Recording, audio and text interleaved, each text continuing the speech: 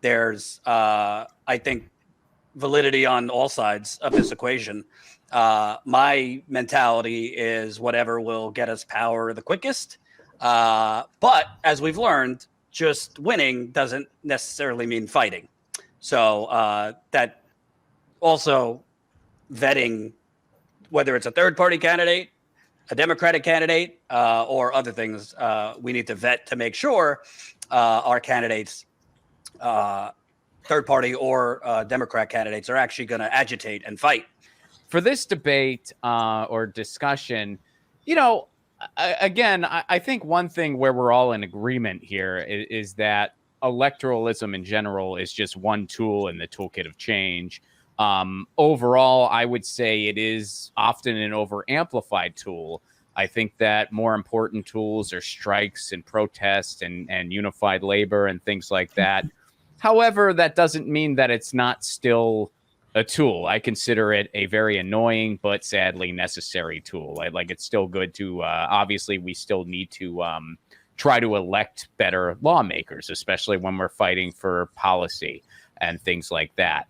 The reason I lean a lot more towards third party is because, I mean, first of all, peeks under the hood I've had with the Democratic Party. I mean, people make it out like the Democratic Party is this like entity that's just waiting for change.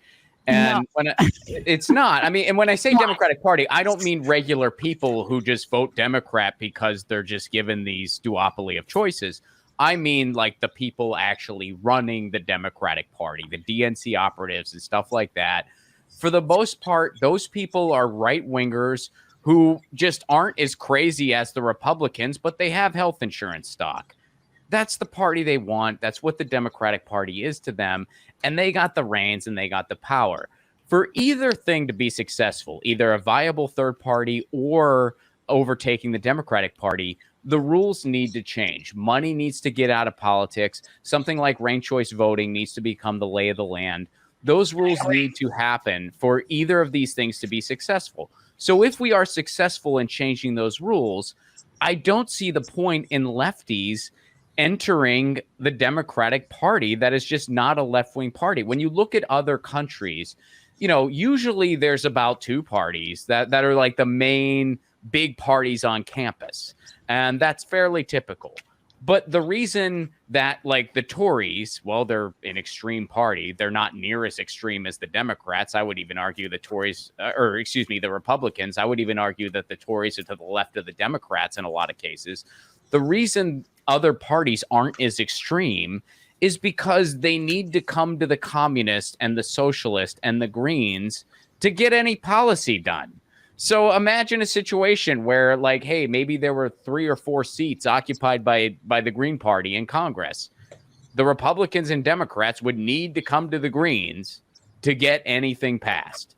And as a result, the Democrats would actually be a centrist party and not some right-wing party like they are now. And the Republicans would need to be slightly less psychotic than they are now because they would need the Greens to get any types of policy. We abide by this imaginary tethering that like, well, it's always been intended to be a two-party system. That's only because of money. And that's only, I mean, really, if you want to try to trace it back to the founding fathers, they actually were calling for a system with no parties, not a system with two parties. So really, it's just money that's tethering us to all that. So if we started breaking and changing those rules, we could have more proportional representation as far as different parties, the way other countries do. And I think that's the way to go. Like when Democrats say, like, we're a big wide tent, that's the opposite of what a political party is supposed to be.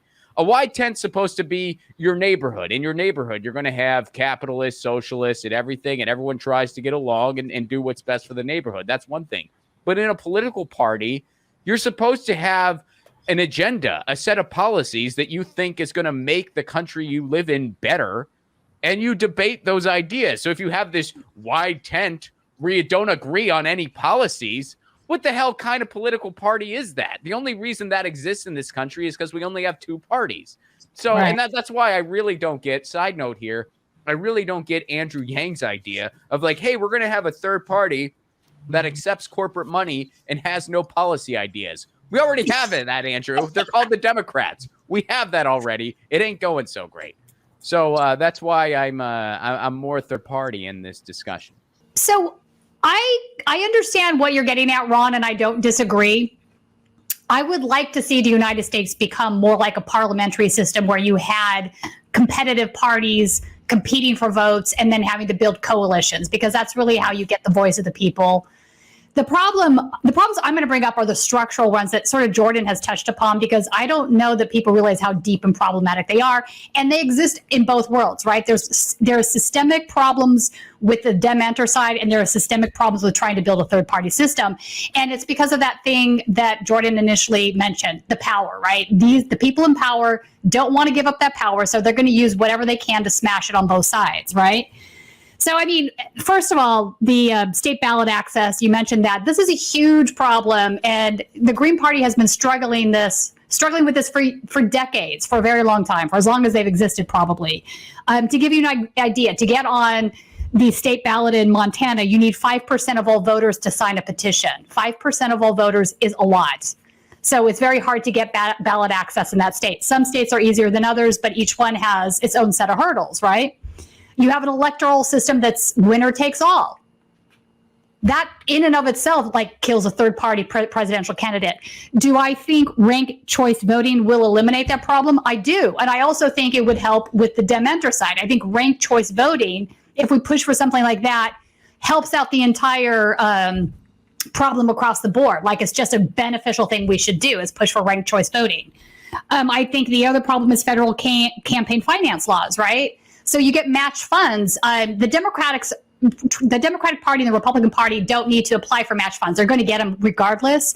But if you're a third-party candidate, you need to get 5% of the vote in the previous election, not the one you're in now, right? So the only time I think, and Zaino, you can correct me if I'm wrong on this, the only time I think that's ever happened was Ross Perot. And he did get matching funds from the government, not for his election cycle, for the next one, when he wasn't running anymore. So point being is that all of these things that have been put in place to prevent a third party from taking power are really substantial, and it's going to be very difficult to dismantle them and correct them. I'm not saying that shouldn't be done. I think it should be done, because I think all of these things are incredibly undemocratic. Now, on the Dem-Enter side, let's talk about the Democratic Party. I have been in so many DNC meetings for years, decades. I've covered these guys. So I've seen firsthand what goes on in those meetings, and it's pretty ugly. I'm not going to lie to you. I have seen them. To be clear, so you're not mischaracterized, you've been in as a journalist, not a DNC member. That is correct. Thank you, Jordan. Yes, I have covered them as a journalist, the DNC meetings. And I have seen some really, bad stuff happen from inside. I was there when Jim Zogby had his problem with the DNC. It was really horrific. I was there when the Sunrise Movement burst through the doors and shut down the meeting because they were not going to be ignored. So, I've seen all this stuff. It is really problematic. I've seen on the floor where you have, half the DNC members are absolutely lobbyists. That's not an exaggeration. That's just a fact of the matter. They're lobbyists. They are fighting for corporate interests. The head of the DNC right now is a lobbyist. So yeah, there's problems there. I will also say, though, that a lot of the progressives that have been working to get, as Jordan said, to that, the 5th yard line or whatever in the football that is, they feel like they have been making changes. Is it slow going? Yes, it is. But I think if you talk to some of those folks that are doing that work, they feel that they have made substantial changes at the state level, which is, I think, where you have to begin anyway.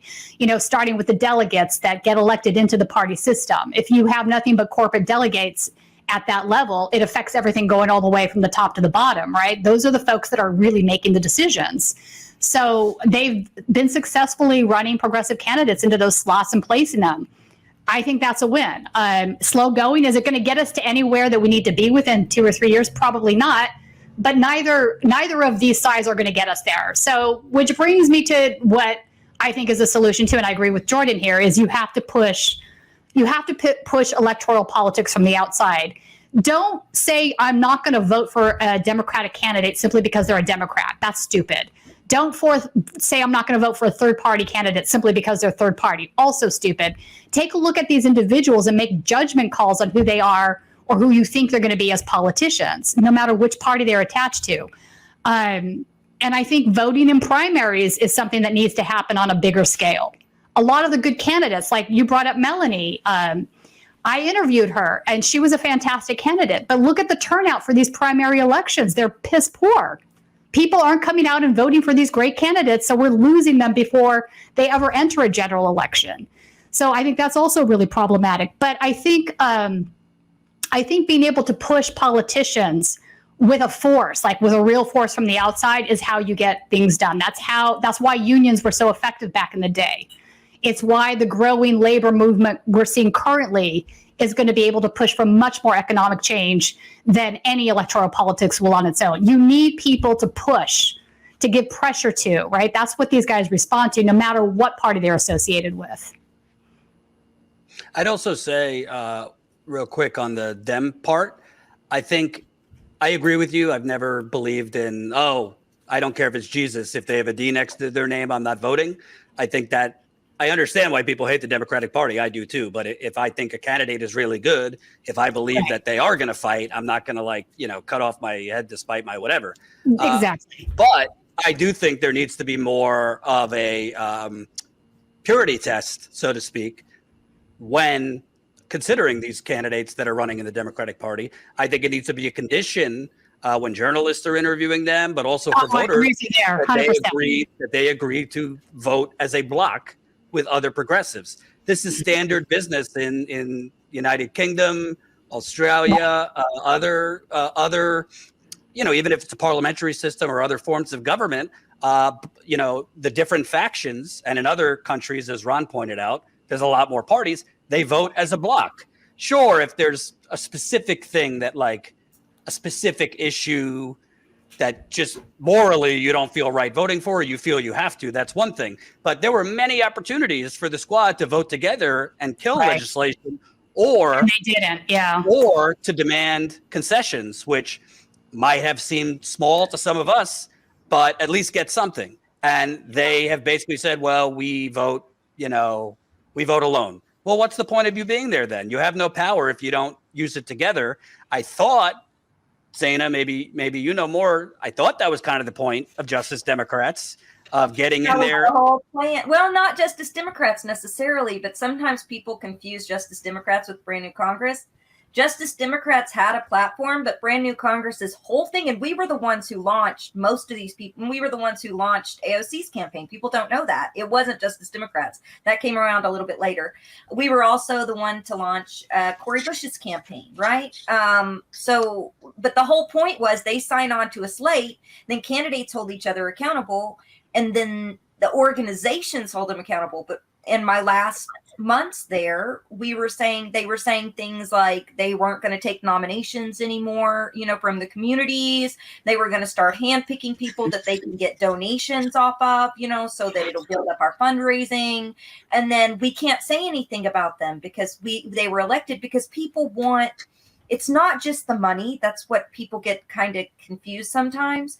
The money is a driving force, but one of the biggest driving forces I've seen break up progressive movements, whether it be union organizing, whether it be organizations that are trying to build co-ops, do things on the ground, or whatever it might be, is the proximity to celebrity, the proximity to power, the trying to make a name for yourself. And another problem is so many of these people that are brought into leadership roles of these organizations, we see it across pundits.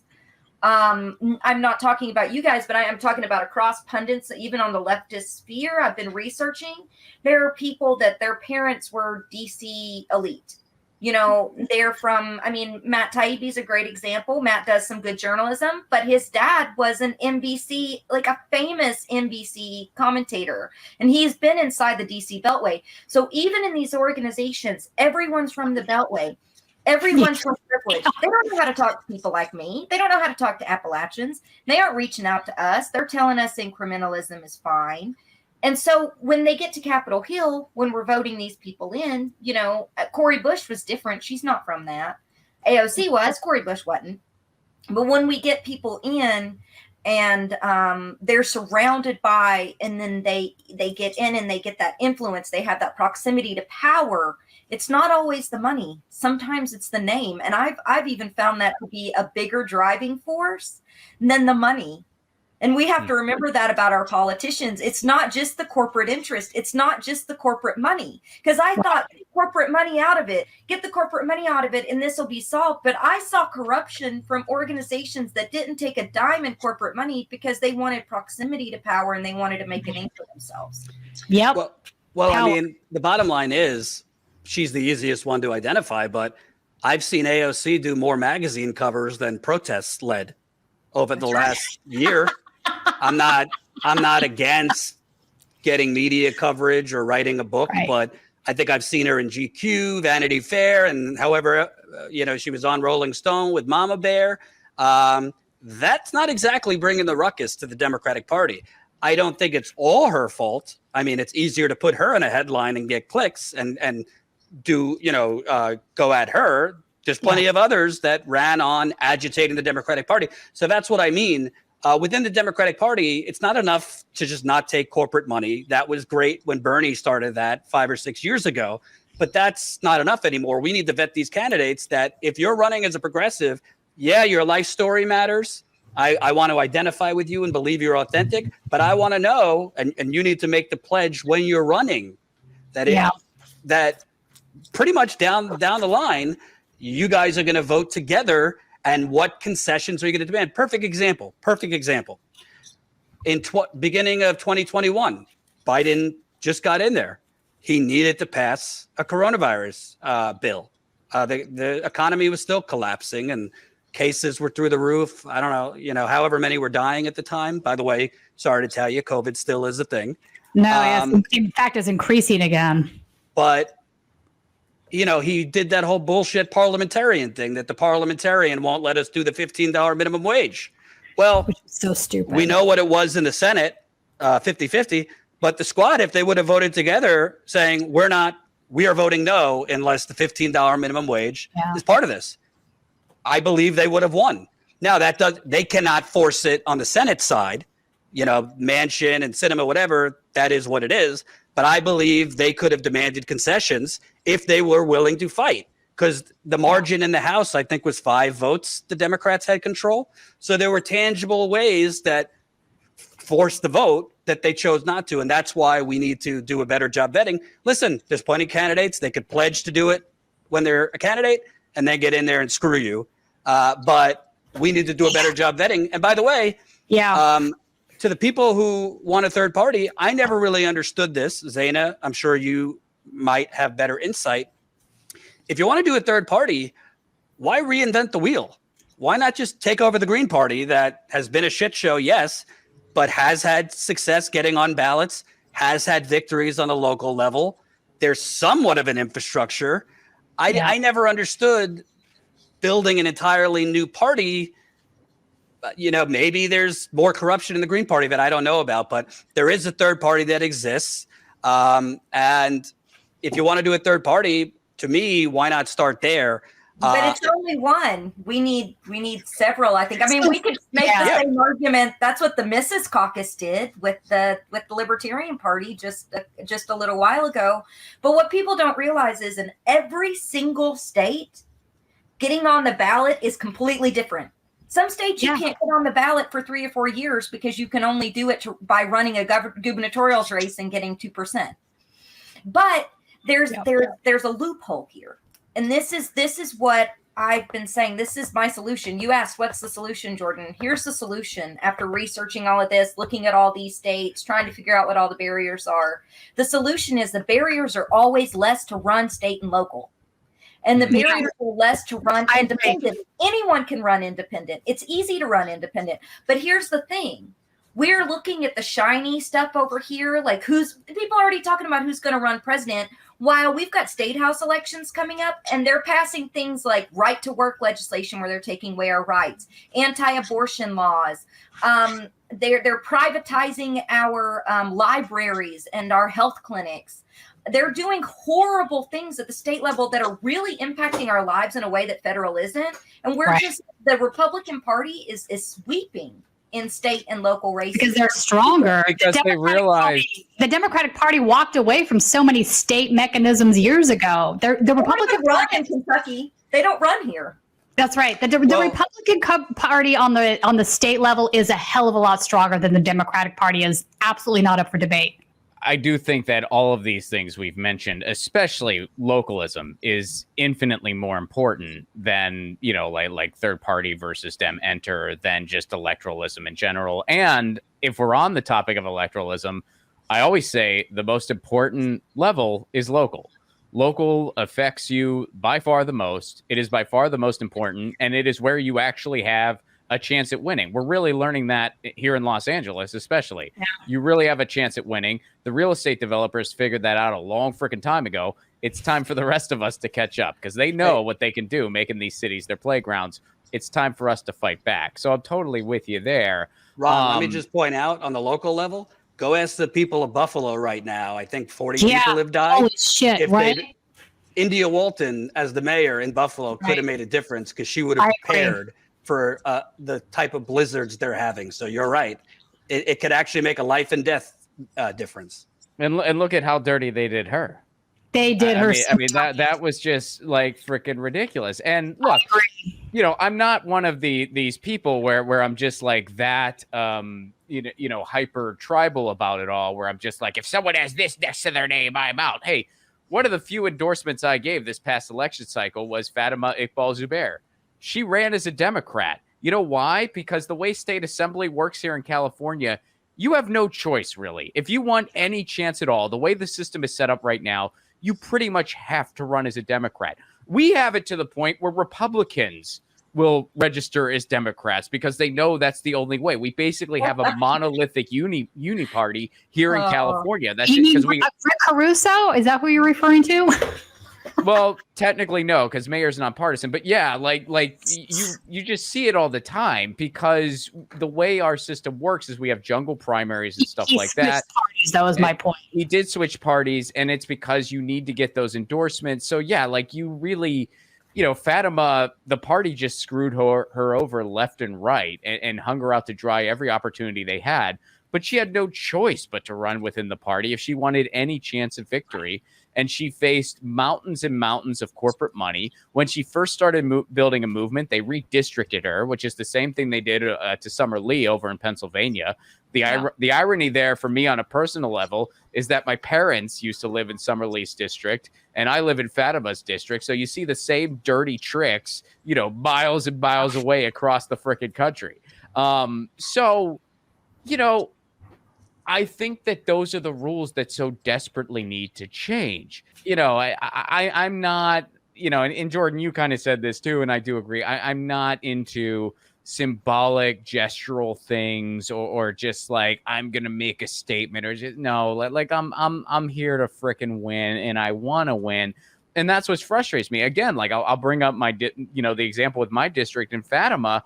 Look, I knew Fatima was in it to win it. That's why I supported her. Oh, she definitely was. And she was great. You interviewed her, and your guys' interview was awesome, by the way. And she's great. My thing is, I just wish we had a society where she didn't have to run as a Democrat. Right. I wish there was something else available to her. And I think that's just. What if I have a really radical idea? What if we didn't have political parties at all and people just ran for office? That'd be dope. I wish. That would be the best. That's why I say more people run independent, because if we get more people independent on the ballot, then maybe we can start shifting people to think more that way. But no matter who's elected, no matter how much we bet them in the beginning, no matter how much we believed in them or went and knocked doors for them or supported them, we have to be able to hold them accountable once they're elected too. So I think part of the problem is that people vote and then they think we go and we're voting, we're won and we're done, when we need to be doing the things that Jordan's talking about, is putting those economic impacts, putting those pressure points. Heck, go and organize and sit in a parking lot at Whole Foods and block the rich people from going and getting their groceries one day and have a call to action with it. Make people uncomfortable. I'm serious. things like this and thinking outside of the box. We're boxed in how we organize, and we're not thinking outside of the box anymore. And it's either rally, do a fundraiser, do social media, and or have a justice parade is what I call them, that never goes anywhere, like the pink hats marches that the women's march did. Yeah. It did nothing, and now we've got Roe versus Wade reversed. So we do have to think outside the box. I also think part of it also is like, I think a lot of people want to have a one size fits all strategy in terms of messaging, when the reality is all politics is local. So like, Yeah. I'm not happy that John Fetterman, for example, flip-flopped on fracking. If he didn't flip-flop on fracking and he ran on banning fracking, I don't think he would have won in the state of Pennsylvania. That's just the truth. I don't like it, but that's the reality based on how big of an economic force it is there. People could say what they want. A lot of people got mad at me, but Nina Turner, for example, I actually think he still would have won, to tell you the truth. I mean, we'll never know, but I actually think people Maybe. liked him, man. People liked him. And Yeah, if Oz was like, come on now. I think fracking is such a big part of, I think it's, other than Texas, number 2, that I think people probably would have eaten coup d'etat, whatever it was, with Dr. Oz. Yeah, but here's the thing, Coup man. d'etat. Coup d'etat. They've also seen the effects from it in Pennsylvania. Like they've seen like how it's just sort of like a short-term thing that ends up screwing you in the long run. I mean, they've lived that firsthand in that state. I'm from there. I think that if he ran on an economic message where we're going to invest in green energy, and that's the future, and it's going to be a sustainable job, it's not going to be these temporary fracking wells that only go so far and they screw us over in the process. Yeah. I think he would have won, and I think people would have really like grabbed onto that. I mean, keep in mind, like, Pennsylvania is also, the home to Rachel Carson. Like there's definitely an environmental mindset there. It's Appalachia. And, we're tired of fracking. Well, get out of our backyard. Stop fracking. Stop. I think he still would have won. That's all I'm saying. Interestingly enough, on the exit polls in Pennsylvania, I believe abortion was number 1 over inflation. So that, for whatever reason, seemed to take number 1. But my other point is, another reason he won, he went more than most Democrats into red rural areas, and he did better in those areas. He beat Biden's presidential campaign in red rural areas. He wouldn't have done that, if he was ranting about a lot of the things we want. So I'm not saying, hey, sell out to get elected. My point is, like Nina Turner, for example, everybody was like, she should run against Biden in the Democratic Party. Well, I don't know. I was in Cleveland twice. I could tell you that wouldn't have been a very popular campaign strategy in Cleveland. It would have won like the online left if she ran scorched earth. I think that's a better idea nationally. Like, I think Bernie made a mistake when they made Zephyr Teachout take down that column calling Joe Biden corrupt. I think that was a mistake nationally, because I think that's it's easier to run nationally against the corrupt. Look what Trump did. He was full of shit, but he ran against the, Goldman Sachs and the deep state and the corrupt puppet politicians that I bought off. It was pretty popular nationally. I think Bernie wasn't willing to go for the jugular, but on the local level, in some areas that love them Nancy Pelosi or love them Jim Clyburn or whatever, it might not be the best strategy. So, you'll see, Jordan, that those polls and who is polled, even for exit polling and stuff, it's that we're basing like our politics in this country, and I've said this a lot, on voting rolls, like who voted, like what's a red state, what's a blue state, versus who did voted the last 10 years. When most people don't vote, so it's not statistically accurate, to a reflection of who we are. I agree with you, Zana. That's why Shama Shawant was able to do what she did, because they did amazing voter drives. Shama Shawant makes some of the most perfect arguments for a third party and for running independent, because she's spot on right, because she's always talking about how most people don't vote. And if we can get those people out that don't vote, we can win. And that we have to stop focusing on, not to push back, Jordan, but we have to stop focusing on the people who are voting. We need to still talk to them, yes, but that's who we can't. I've worked where everyone bases their call time on what is the Democratic NGP van? I was just going to bring that up, Zena. This is like so problematic. They focus on voters that they know vote every single cycle, whether it's a primary or a general election. They have this data, right? Every party does. And they send out, they have paid canvassers that they paid to go door to door. And the people that they focus on are the ones that they know have voted in every single election. Those are their target audience. They ignore the non-voters. And this is crazy to me because I think you're right. The biggest voting bloc out there is the non-voters. You bring those people in to vote and you win an election. It's so crystal clear. I don't know why more people don't tap into that strategy. Well, and you could still get donations, small dollar donations. You could still run your engines, and you can run cheap. Like I researched Middle Seat. Have you guys heard about Middle Seat? They were founded by. I think you've heard of them, Jordan. I think I've mentioned them to you before. I was working on a story. Middle Seat were founded. Middle Seat, SEAT. Okay. They were founded by Zach Exley and ex-Bernie Sanders staffers. They've now made almost $70 million off Justice Democrats and progressive candidates. They made $8 million in this cycle off John Fetterman alone. And all they are is a marketing company. They just do conferences. Really? The stuff that I did for candidates for free as a volunteer. They're getting paid for. They're getting paid they got paid by Beto's campaign $30 million. And they're doing canvassing? Well, no. What a great investment. He always cleans up in elections, that Beto.